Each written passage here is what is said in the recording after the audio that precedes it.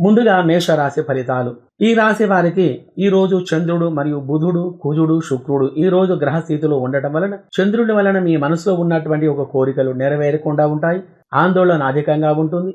మనశ్శాంతి లేకుండా ఉంటారు. బుధుని యొక్క కారకత్వం చేత వాణిజ్యములు అనగా మీ వృత్తి, వ్యవహార, వ్యాపారములు మంచి లాభాలు అనేటివి కలిగి ఉంటాయి.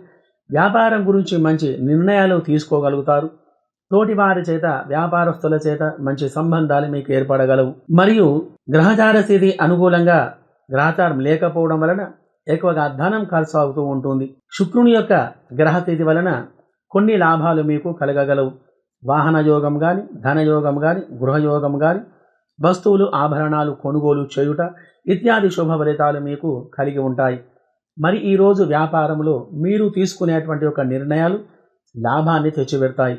కానీ స్వల్పంగా ఒత్తిడి అనేది మీ మీద ఉంటుంది. షేర్ మార్కెట్ మరియు ఫైనాన్స్ రంగంలో ఒక మోస్తారుగా లాభాలు అనేటివి కలగగలవు. పెద్దగా దీనిపైన రిస్క్ తీసుకోవద్దు.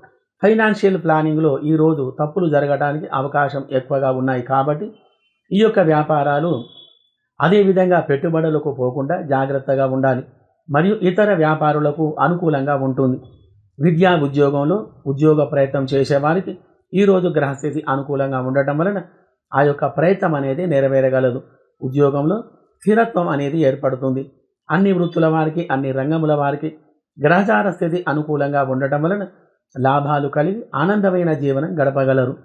మరియు ఈరోజు విదేశాలలో నివసించేటువంటి వారికి శుక్రుడు గ్రహచార స్థితి అనుకూలంగా ఉండటం వలన ఈరోజు వీరికి మంచి లాభాలు అనేటివి కలిగి అభివృద్ధి దిశలో ఉండగలరు.